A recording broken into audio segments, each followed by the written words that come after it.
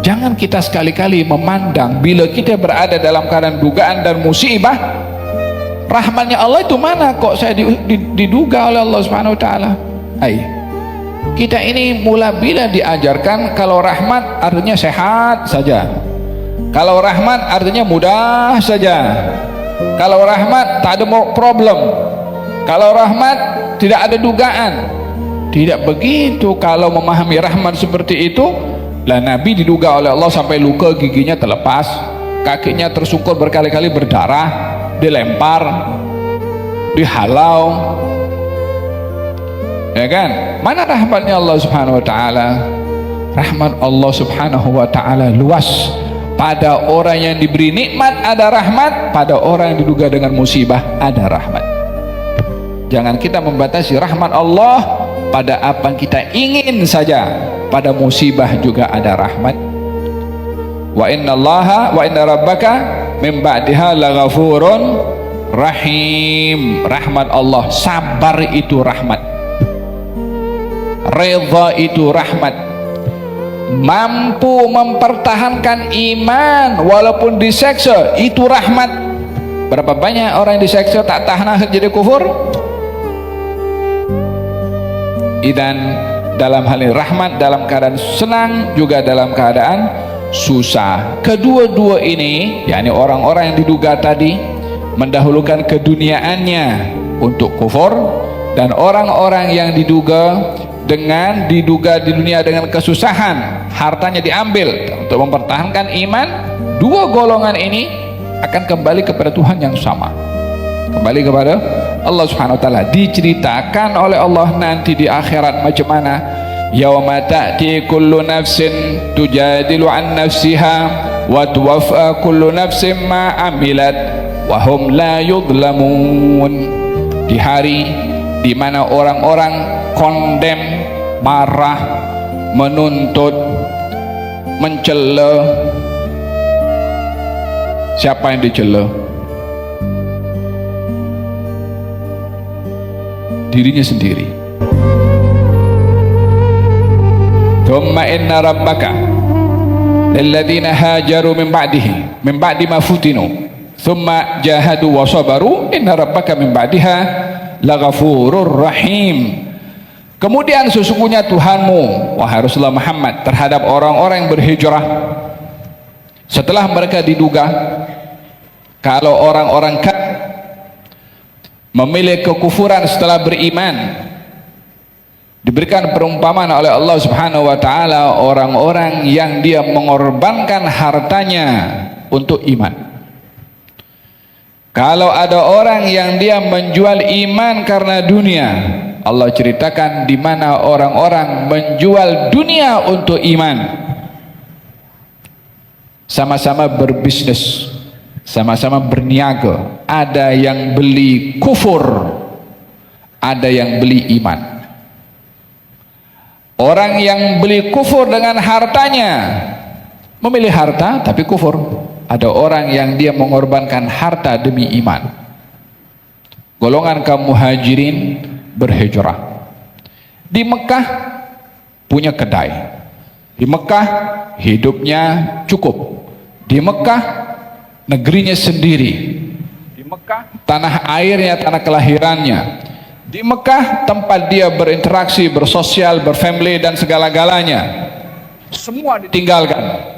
Hartanya ditinggalkan, kedainya ditinggalkan, keluarganya ditinggalkan, rumahnya ditinggalkan, lingkungannya ditinggalkan, pekerjaannya ditinggalkan, segala-gala apa yang ada di Mekah mereka miliki semua ditinggalkan, semata-mata ingin mencari keamanan untuk beribadah kepada Allah dengan berhijrah di Madinah atau ke Madinah. La di Madinah dia ada family, wala di Madinah dia ada contact number, wala ada kawan, wala ada siapa, dia tak tahu.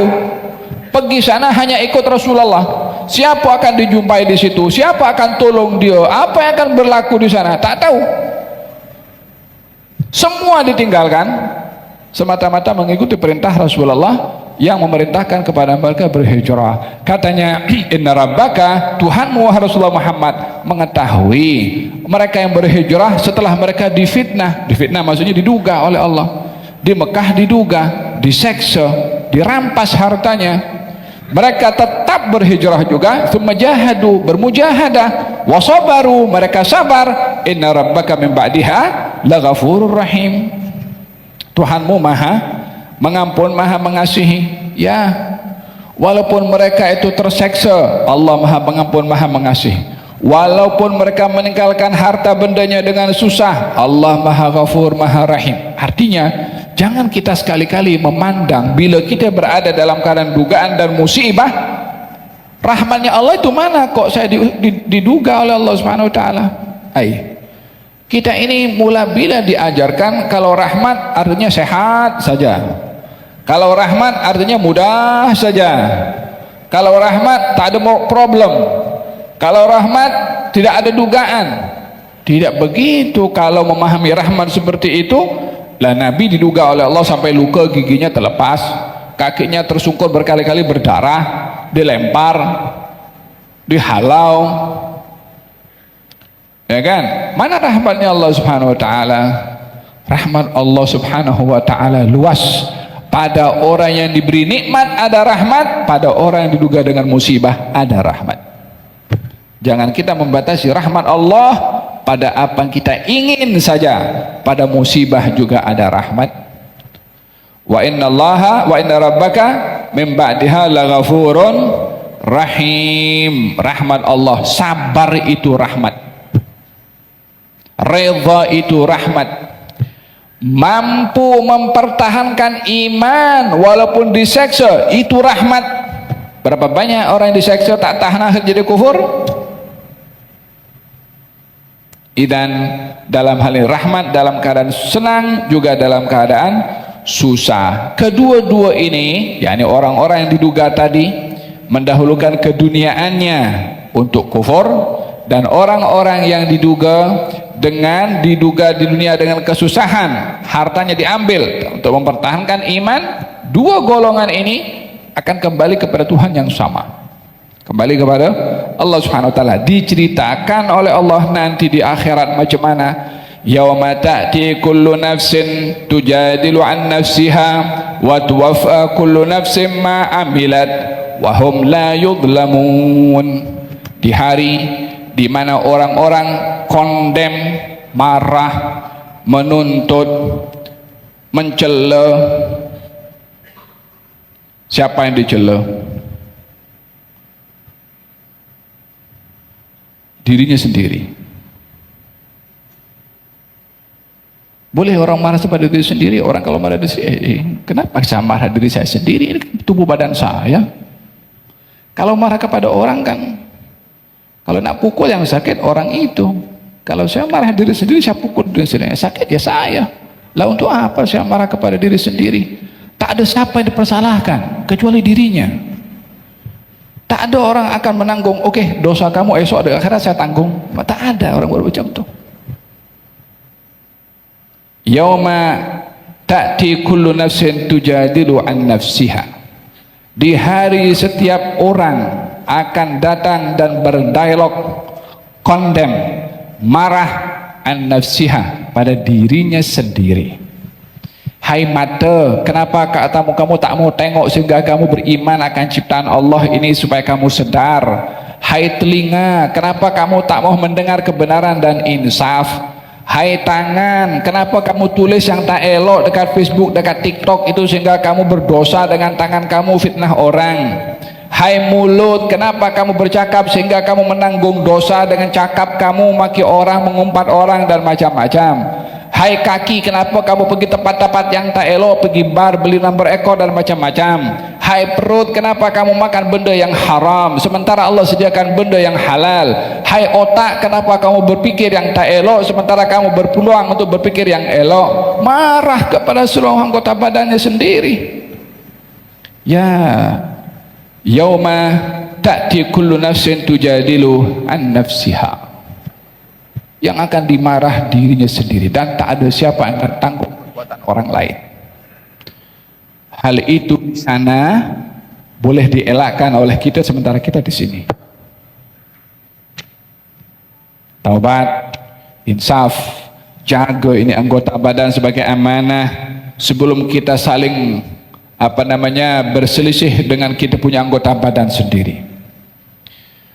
Fahimtum? Wa qalu li juludihim lima syahidtum alaina qalu antaqana Allah alladhi antaqa kulla syai'. Orang itu nanti di akhirat akan marah kepada kulit badannya sendiri. Wa qalu, mereka berkata li juludihim, kepada kulit badan mereka sendiri. Ada berkata kepada organnya, kepada mata, kepada telinga, kepada kemaluan, kepada perut, kepada kaki, kepada tangan.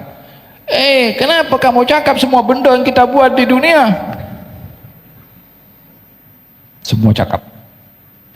Hari ini tak bercakap, dia ikut kita. Tapi nanti dia pun akan bercakap. Apa sebab? Ini pikir anggota badan ini kita punya, kita yang create. Tidak, dia yang punya. Dia yang bagi. Dia pun bagi limit kekuasaan pada tubuh badan ini. Jangan berbuat apa-apa, ikut je apa Tuhan punya badan suruh. Ikut je, tapi nanti dia akan kembali. Dia akan bercakap sendiri. Ketika diberikan itu kitab untuk diterima tangan kanan dengan tangan kiri, adakah orang kan berpikir sekarang kita nak boleh ambil terima? Nah, simple. Esok kata saya, hai tangan pergi ambil itu kan. Asyik. Ini akan tergerak sendiri, bukan lagi ikut kita. Faham dong? Nas'alullah lana wa lakum al-afiyah. Yawma ta'ti kullu nafsin tujadilu an nafsiha wa tuwaffa kullu nafsin ma'amilat. Semua akan dibalas oleh Allah atas dasar apapun ma'amilat. Kita dalam bahasa Arab ini kalau itu merujuk kepada segala sesuatu, amalan. Ma'amilat yakni segala amalan, mau kecil mau besar, mau amalan nampak tak nampak. Faman ya'mal mithqala dzarratin khairan yarah wa man ya'mal mithqala dzarratin syarran yarah. Wallahi waktu itu penghadapan di hadapan Allah Subhanahu wa taala. Nasallallahu alaihi wasallam. Apa nak dibanggakan kalau di hadapan Allah Subhanahu wa taala? Yauma tu'raduna la takhfa minkum khafiyah. Tak ada apa-apa tersembunyi, semua terdedah.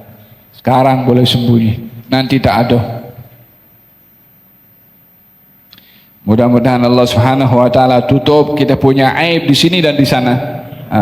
Aib yang ditutup dihapus terus oleh Allah Subhanahu wa taala sehingga tak ada siapa yang nampak la di dunia wala di akhirat. Dan mudah-mudahan Allah berikan kepada kita insaf untuk ke depan ini sentiasa kita buat taat kepada Allah Subhanahu wa taala dengan anggota tubuh badan kita. Amin Allahumma amin. Wa daraballahu mathalan qaryatan kanat aminatan mutmainnatan ya'tiha rizquha ragadan. Berbicara tentang nikmat yang diberikan oleh Allah Subhanahu wa taala. Yang pertama nikmat aman. Yang kedua nikmat rezeki. Ya'tiha rizquha ragadan. Datang nikmat tersebut dengan melimpah ruah sehingga negeri tersebut kufur dengan nikmat-nikmat Allah. Diberikan perumpamaan oleh Allah, ada satu negeri diberi nikmat aman dan tidak ada nikmat yang lebih utama bagi negeri melebihi daripada nikmat aman. Alhamdulillah kita punya negeri diberi aman oleh Allah Subhanahu wa taala. Berbandingkan dengan beberapa negara yang sedang bergolak. Tapi ini bukan nikmat dibagi free. Nikmat ini nikmat bersyarat. Yang kedua, daraballahu mathalan qaryatan kanat aminatan. Allah memberikan perumpamaan satu negeri yang aman daripada segala bahaya. Mutmainnatan, sistem di negeri itu berjalan dengan baik. Masyarakat hidup bersistem sehingga semuanya berjalan dalam keadaan istiqrar, yakni tentram.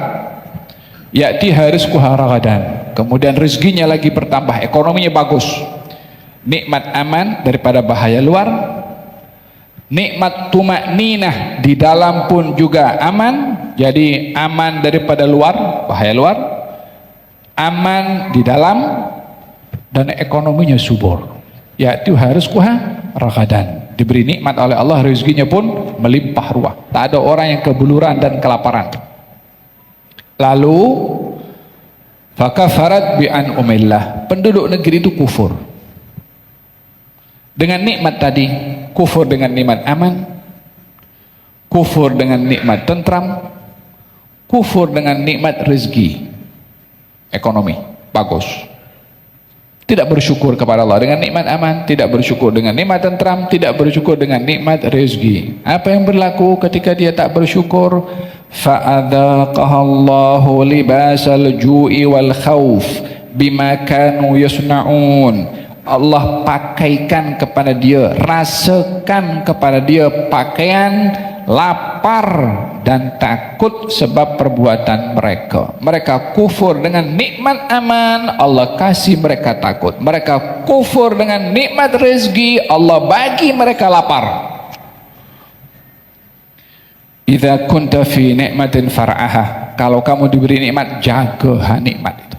Kalau tak dijaga, anytime boleh diambil oleh Allah Ta'ala. Kebanyakan manusia kalau sudah aku buat dosa tak diambil pun,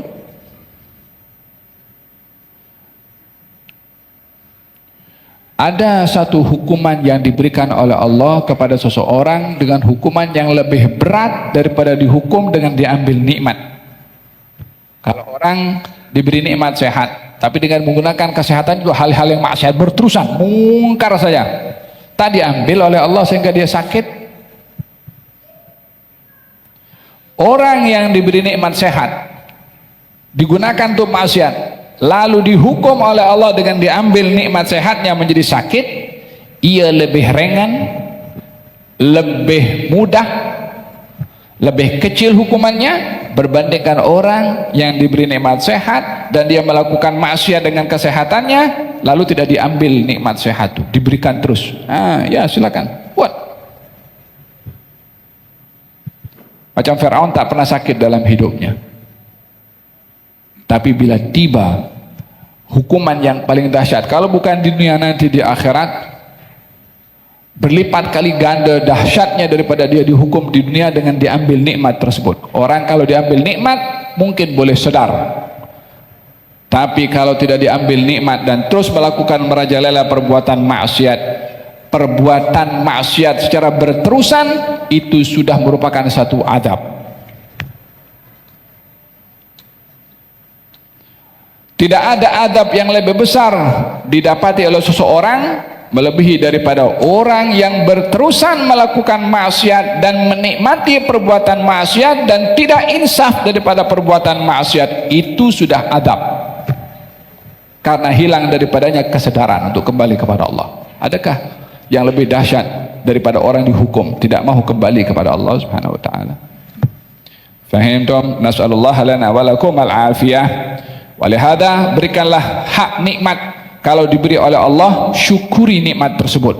Syukur dengan lisan alhamdulillah, syukur dengan hati meyakini datangnya nikmat itu dari Allah, syukur dengan perbuatan gunakan nikmat pada tempatnya. Saya ulang berkali-kali bahwasanya syukur itu qaidun lil mawjud wa saydun lil mafqud. Syukur itu pengikat kepada nikmat yang kita ada, dan dia umpan kepada nikmat yang belum kita ada. Umpan kepada nikmat yang belum ada akan diberi kalau bersyukur. Pengikat kepada nikmat yang ada akan dipelihara dengan kita bersyukur. Jadi yang ada tak hilang, yang belum ada akan diberi. Apa kurang besarnya nikmat itu kalau kurang besarnya syukur lebih daripada apa yang dijelaskan di dalam Al-Quranul Karim, wa id ta'adzana rabbukum la in syakartum la azidannakum. Kalau kamu bersyukur, aku tambah. Bukan aku jaga nikmat, aku tambah. Kalau ditambah, yang ada masih ada, yang belum ada ditambahkan. Mudah-mudahan Allah golongkan kita dalam golongan orang-orang yang bersyukur. Rabbihina syakirin wa tawaffana muslimin nub'ath minal aminin fi zumratis sabiqin. Allahumma a'inna ala dzikrika wa syukrika wa husni ibadatik. Ya Rabbal alamin, ya Rahmanu ya Rahim. رحيم صل ربي وسلم على خير المرسلين